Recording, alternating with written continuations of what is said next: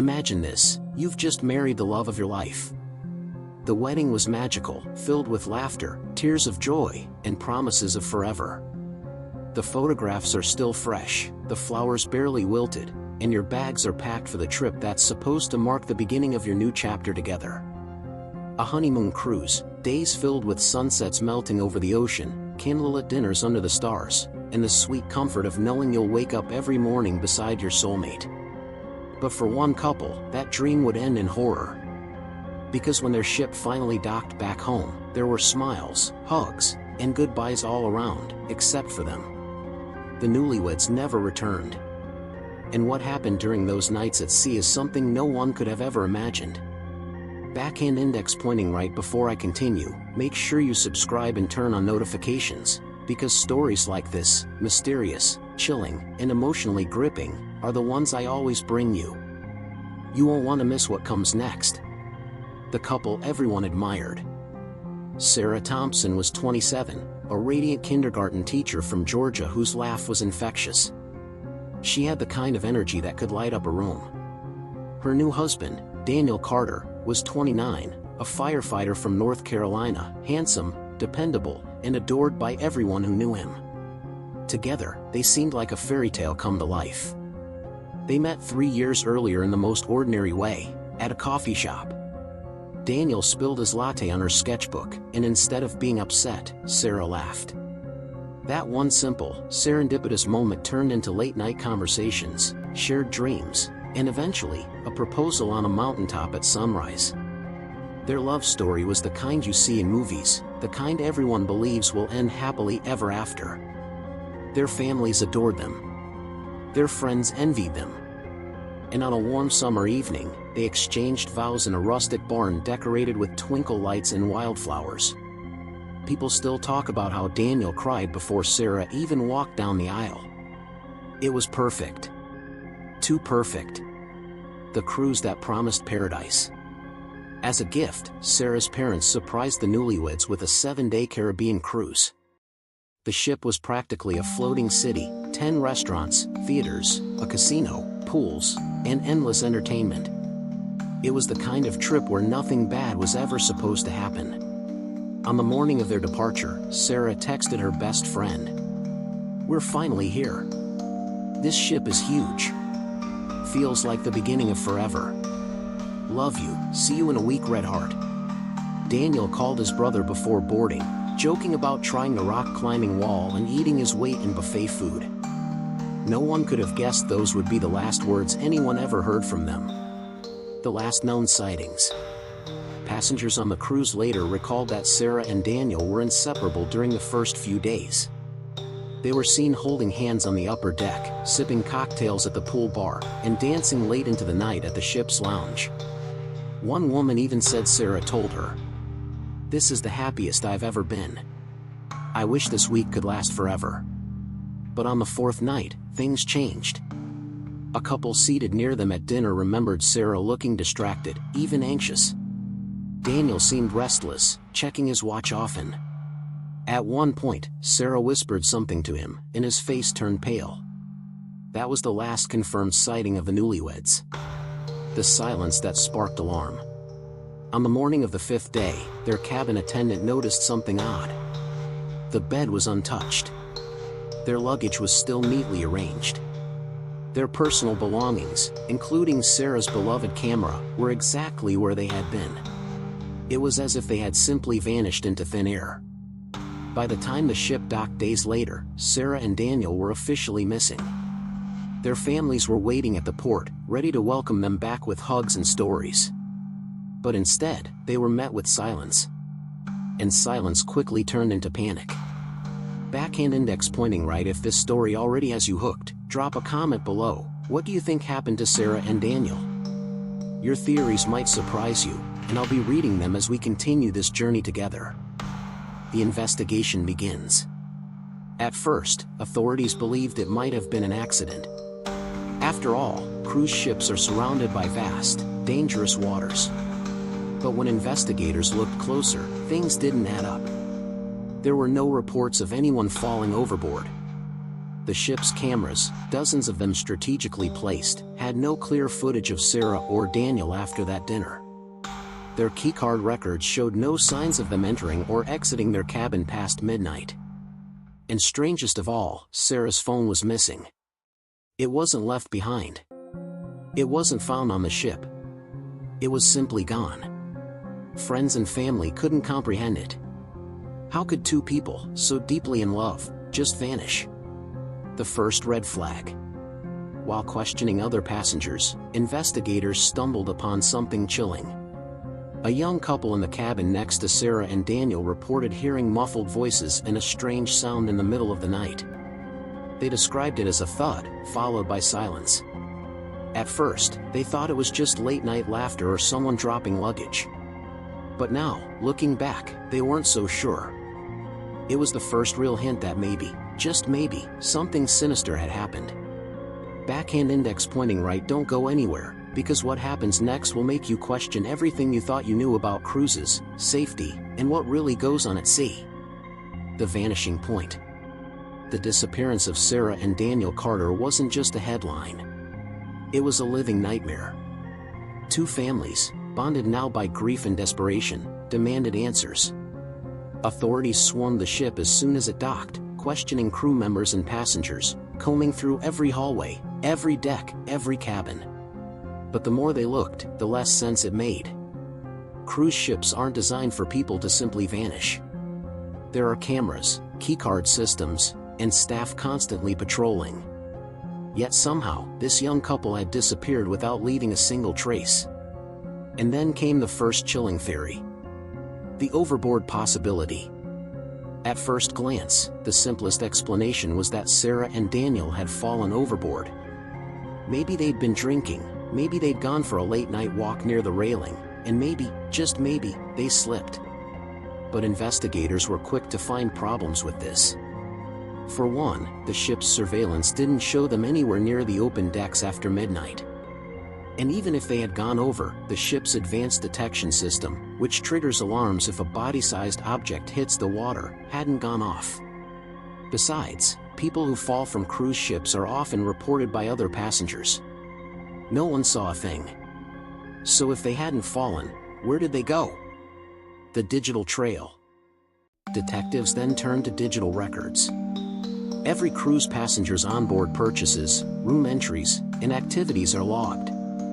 Strangely, after that unsettling dinner on the fourth night, there were no more records of Sarah or Daniel swiping their keycards. No drinks, no casino games, no shows. It was as if, at the stroke of midnight, their lives on the ship simply stopped.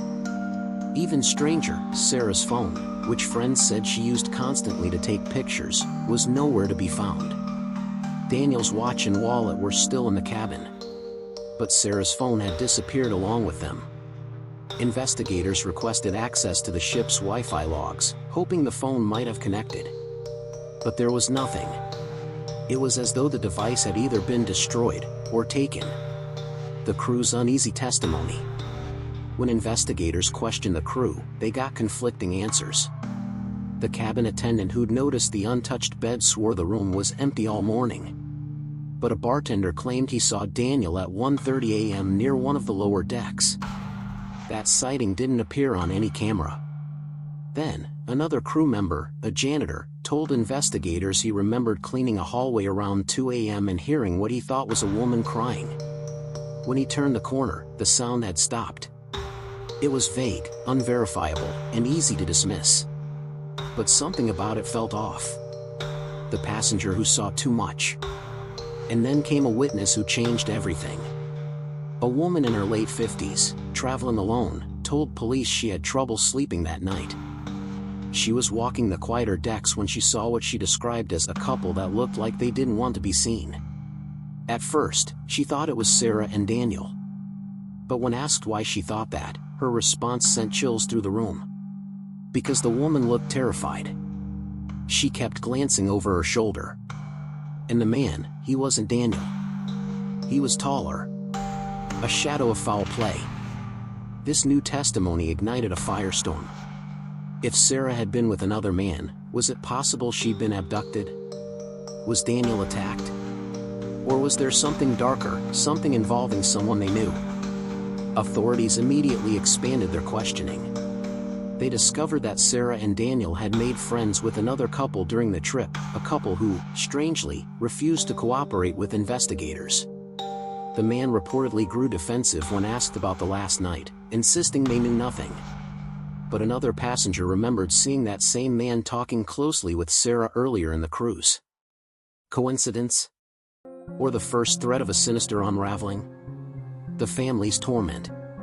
Back home, Sarah's parents were inconsolable. Her mother kept replaying their last phone call, Sarah's voice filled with excitement about snorkeling the next day. Daniel's brother, meanwhile, told reporters that Daniel would never let anything happen to Sarah. He was a firefighter. Brave, strong. He wouldn't have just disappeared. Someone did this. I know it. The families demanded the FBI get involved, since the ship had sailed under a U.S. flag. And soon, federal investigators were poring over every detail, looking for cracks in the ship's carefully controlled story. The first true break. And that's when they found it. Buried deep in the ship's camera archives, footage that had been overlooked in the chaos, was a grainy, shadowy clip from a lower deck. The timestamp placed it at around 2:15 a.m., just hours after Sarah and Daniel were last seen at dinner. In the footage, a figure that looked eerily like Sarah could be seen walking quickly, almost running, toward a restricted maintenance door. Behind her was a man. Not Daniel. The footage cut off seconds later. No one saw Sarah or Daniel again. Backhand index pointing right. Pause for a second. If you're watching this right now, ask yourself, what would you have done if you were in Sarah's place? Run? Hide? Fight? Comment below with your instinct. I want to see how many of you think survival is even possible in a situation like this. Unanswered questions. The grainy footage opened a Pandora's box. Who was the man? How did he gain access to restricted areas? And if Sarah was with him, where was Daniel? Theories spiraled. Some believed Daniel had been killed on board. Others thought Sarah had been abducted and smuggled off the ship at the next port. A few whispered about human trafficking rings, dark, organized networks that sometimes target cruise passengers. The cruise line issued statements of sympathy but downplayed any negligence, insisting safety was their top priority. Yet whispers among the crew suggested there were areas of the ship, hidden corridors, staff-only doors, where things happened that guests never knew about. And maybe Sarah and Daniel had stumbled into one of those hidden places. The family's desperate search for answers had only begun. But the truth, if it ever came, would be stranger and darker than they ever could have imagined. Backhand index pointing right. Stay with me, because you'll hear the shocking discovery investigators made when they dug into Sarah and Daniel's past, a discovery that would flip this case upside down. Secrets in the shadows. The discovery of the grainy surveillance clip sent shockwaves through the investigation. Sarah, running through the ship's lower deck, followed by a man who wasn't Daniel. It was the first tangible lead, but it raised far more questions than it answered. To the families, it was unthinkable. Sarah and Daniel were deeply in love. They'd waited their whole lives for this moment, marriage, honeymoon, forever. Why would Sarah be with another man? Why would she look terrified? And where was Daniel in all of this? Investigators knew that to untangle this mystery, they needed to dig not just into the cruise but into the couple's lives back home. And what they found shattered the image of perfection. Cracks in the fairy tale.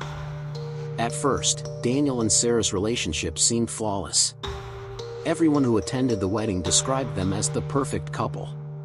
But interviews with close friends revealed small cracks. Sarah's maid of honor confided that Sarah had admitted feeling rushed before the wedding. She loved Daniel, but she wasn't sure she was ready to settle down yet. Daniel, on the other hand, had been insistent. He wanted marriage, children, the house with the picket fence, and he wanted it soon. One friend recalled Sarah saying, "I feel like I'm being swept into something faster than I can breathe." And then came an even more disturbing revelation. Daniel's past. Digging into Daniel's background, investigators uncovered a troubling incident. Years earlier, Daniel had been involved in a violent altercation while working as a firefighter. He'd gotten into a fight with a man who'd allegedly disrespected Sarah at a bar. Witnesses said Daniel snapped, his temper boiling over in a way that shocked even his closest friends. Though charges were dropped, the story painted a different picture of Daniel. Protective, yes, but also impulsive. Could jealousy have played a role on that cruise? The night at dinner. Investigators went back to the last dinner Sarah and Daniel shared. Witnesses described Sarah as distracted, anxious, almost like she wanted to say something but couldn't. Daniel was tense, checking his watch repeatedly. But there was another detail, one most people overlooked. A waiter claimed Sarah received a folded piece of paper slipped discreetly onto the table by another passenger. Daniel noticed. His jaw clenched. Sarah quickly tucked the paper into her purse. That piece of paper was never found. The couple in question. Attention turned to the other couple Sarah and Daniel had befriended during the cruise, the ones who'd refused to cooperate with investigators. Passenger lists identified them as James and Nicole Matthews, both in their mid-30s. James was tall, broad-shouldered, the kind of man who matched the shadowy figure in the surveillance footage. When questioned again, James denied everything. But Nicole, his wife, looked uneasy.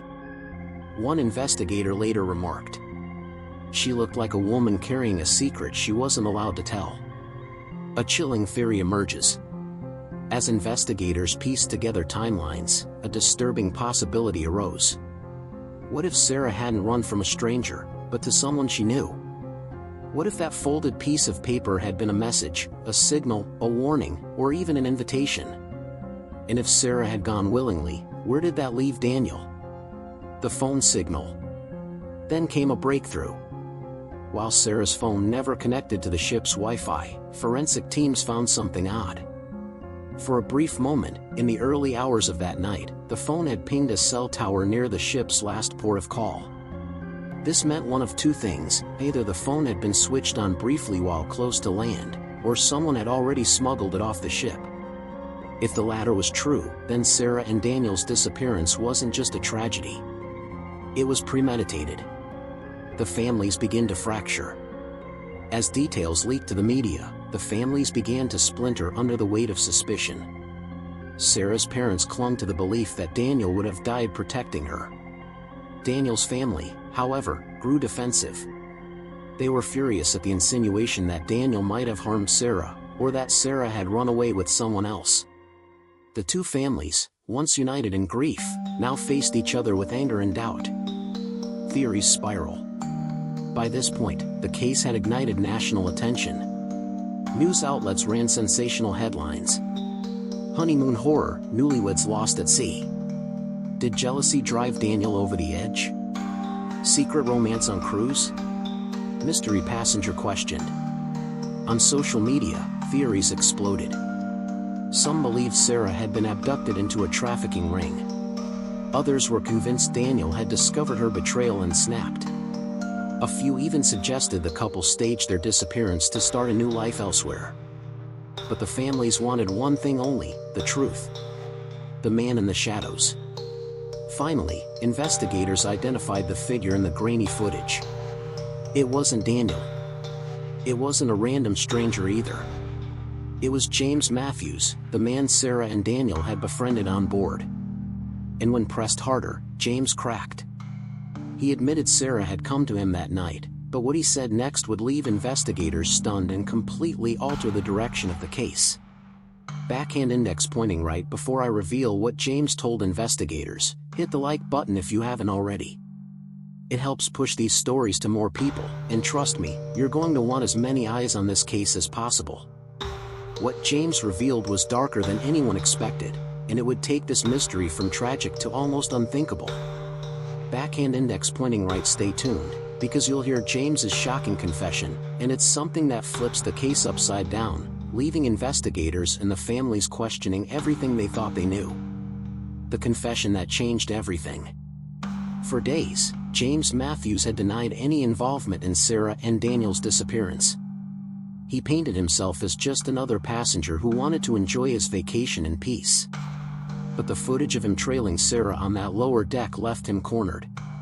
When investigators finally sat him down under pressure, he broke. But what James revealed didn't just answer questions. It created new ones. And it twisted the narrative into something darker than anyone could have imagined. James's first words. Slouched in his chair, staring at the table, James muttered, "She came to me. She asked for help." The room froze. Investigators pressed him, help with what?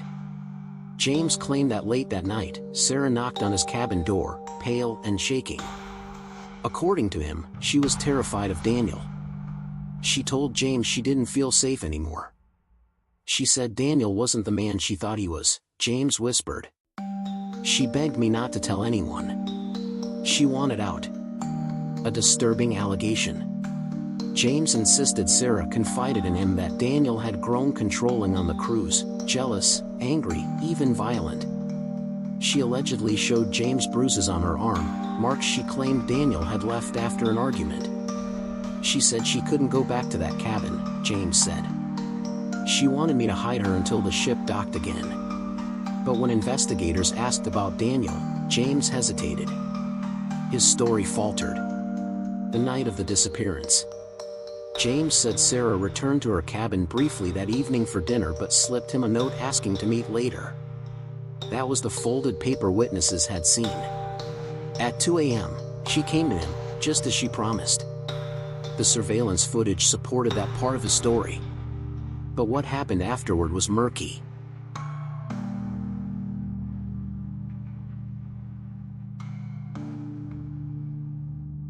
James claimed he led Sarah toward a staff-only area where she could lay low. But when investigators asked what happened next, his answer was chillingly vague. "We got separated," he muttered. She panicked, ran further in. "I tried to follow, but then she was just gone." The problem with his story. Investigators were skeptical. Cruise ships are complex, yes, but not endless labyrinths. People don't just vanish behind a single door. And more importantly, where was Daniel during all this? James claimed he had no idea. But witnesses contradicted him. Another passenger swore she saw James and Daniel arguing earlier that day by the pool bar. Their voices were raised, their expressions tense. Was James leaving something out? Nicole's breaking point. When Nicole, James's wife, was questioned again, the pressure finally broke her. Shaking, she admitted she'd known something was going on between Sarah and James. According to Nicole, Sarah had confided in James earlier in the cruise. They talked often, sometimes in private. Nicole admitted she suspected her husband had become infatuated with Sarah. He was obsessed with her, Nicole said through tears. He wanted to be her hero. This revelation painted James's story in a darker light. Was he helping Sarah, or exploiting her vulnerability? Daniel's fate. The investigation then turned to Daniel. Had he discovered James and Sarah's connection? Had there been a confrontation that night? When investigators searched the ship's archives again, they found something they'd missed, a blurry image of Daniel on a lower deck around 2:20 a.m., minutes after Sarah and James had entered the restricted area. Daniel was alone. His face looked tense, his stride hurried. He was heading in the same direction Sarah had gone. And that was the last image ever captured of him. 2 missing, 1 remaining. Now the story had flipped. Sarah ran to James for protection. Daniel followed, possibly enraged. Somewhere in that darkened corner of the ship, both Sarah and Daniel disappeared forever. But James was still here. Still alive. Still insisting he didn't know what happened. Investigators couldn't prove his guilt. The footage was inconclusive. The ship had sailed on, ports had come and gone, and any physical evidence was long lost to the ocean. Still, suspicion hung over James like a storm cloud. Was he the last person to see Sarah alive? Had Daniel confronted him and lost? Or was the truth far stranger? The case goes public. When news of James's confession leaked, the media exploded. Headlines screamed betrayal, obsession, and murder. Talk shows speculated endlessly. Did Sarah truly fear Daniel, or was James manipulating her? Was Daniel a victim, a villain, or both? Could Sarah still be alive, hidden somewhere in the port state past? For the families, the nightmare deepened. Sarah's parents were horrified at the idea their daughter had been afraid of her husband. Daniel's family was enraged at the suggestion he was violent. Both sides began publicly clashing, each convinced the other was hiding the truth. Theories of a cover-up. Amid the chaos, whispers began to circulate among the crew. They hinted at hidden corners of the ship where surveillance didn't reach. Maintenance shafts, storage areas, access tunnels used only by staff. One rumor was particularly haunting, that a crew member had been seen escorting 2 passengers off the ship at the next port, avoiding the main gangways. No record existed. No names. Just a whisper that 2 people had been quietly removed under the cover of night. If that rumor was true, who were those passengers? And why was there no trace of them afterward? Backhand index pointing right. Let me ask you this, do you think James was a hero trying to save Sarah, or a predator hiding behind her fear? Drop your thoughts below, because the next act will test every theory you have. By now, the case was a national obsession. But investigators weren't done. Coming next, they would uncover evidence that wasn't just shocking, it was impossible. Evidence that suggested Sarah and Daniel's story didn't end on that ship at all. Backhand index pointing right. Stick around, because where this case takes its most unbelievable twist yet. The impossible discovery. By this point, investigators were exhausted. Every lead had twisted into contradictions. Sarah feared Daniel. Daniel was seen chasing after her. James claimed to be helping, but his story dripped with lies. 2 people were gone, vanished from a ship in the middle of the ocean, and the one man still standing couldn't be trusted. But just when the case seemed doomed to remain unsolved, investigators stumbled upon something buried deep in the ship's security archives, something that should have been impossible. And it changed everything. The forgotten camera. Cruise ships are massive floating cities. Dozens of cameras, hundreds of blind spots. In the chaos of the early investigation, some footage had been cataloged and ignored as irrelevant. But when federal investigators reanalyzed every scrap of data, one overlooked camera, tucked away near a service exit on a lower deck, revealed the unthinkable. At 2:27 a.m., just minutes after Daniel was last seen walking down the same corridor, the door opened. Out stepped not 1, but 2 figures. The quality was poor, the angle obscured, but what was clear was this: a man was walking fast, almost dragging a woman beside him. The woman's body language screamed resistance. And while the man's face was shadowed, the woman's was unmistakable. It was Sarah. But that's not the twist. The man beside her wasn't Daniel. It wasn't James, either. It was someone else. A crew member. Uniform crisp, badge shining. A man who should have been serving drinks or cleaning cabins, but instead was leading Sarah into a restricted area where passengers weren't supposed to go. And after that moment, neither Sarah nor Daniel appeared on any camera again. The crew connection. This revelation blew the case wide open. Suddenly, theories about jealousy and love triangles gave way to something more chilling. If a crew member was involved, this wasn't just a marital tragedy or a crime of passion. It suggested something organized. Something systemic. Investigators scrambled to identify the man. The ship's roster listed hundreds of employees, but when they narrowed the list down, something horrifying emerged. The crew member seen on the tape wasn't on the ship's manifest. A ghost on the ship. The uniform, the badge, the authority, none of it matched any employee's records. Whoever that man was, he wasn't supposed to be there. He was a ghost. This raised a terrifying possibility. Had someone infiltrated the ship, posing as a crew member? If so, how had they gotten on board? And why target Sarah and Daniel? theories of human trafficking suddenly surged back to the forefront. Investigators began to consider that Sarah and Daniel hadn't just disappeared, they had been taken. The smuggler's route. Remember the whispers about 2 passengers being escorted off at a port, bypassing the main gangways? Investigators revisited those rumors. Cross-checking passenger lists with customs records revealed a stunning gap. 2 names listed as disembarked at the next port never officially cleared immigration. 2 people had left the ship without leaving a trace in official records. And their descriptions? A young couple. Man and woman. Newlyweds. The family's collapse. The news shattered what was left of the family's hope. Sarah's parents clung to the idea that she was alive, somewhere out there, needing rescue. Daniel's family bristled at the thought their son had been abducted instead of being painted as a monster.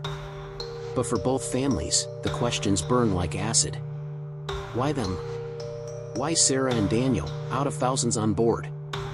And how had no one noticed an imposter among the crew? The final piece. Weeks later, in a port city thousands of miles away, investigators received a tip. A phone had been found in a second-hand electronics shop, wiped clean but with one recoverable detail: the serial number matched Sarah's missing phone. And within the device's corrupted data, forensic techs uncovered a single file fragment, an image file, broken and incomplete. It showed Sarah's face, eyes wide, terrified, in what looked like a dimly lit room. Behind her, barely visible, was a man's shadow. Not Daniel. Not James. A stranger.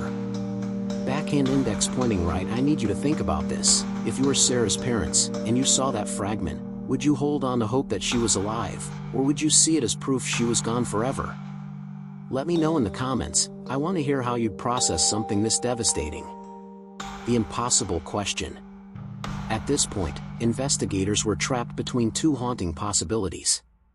1. Sarah and Daniel had been victims of an elaborate trafficking operation, taken from the ship and smuggled through ports where no one was watching. 2. Or, they had been lured into a deadly trap by someone on board who used the chaos of the cruise as cover.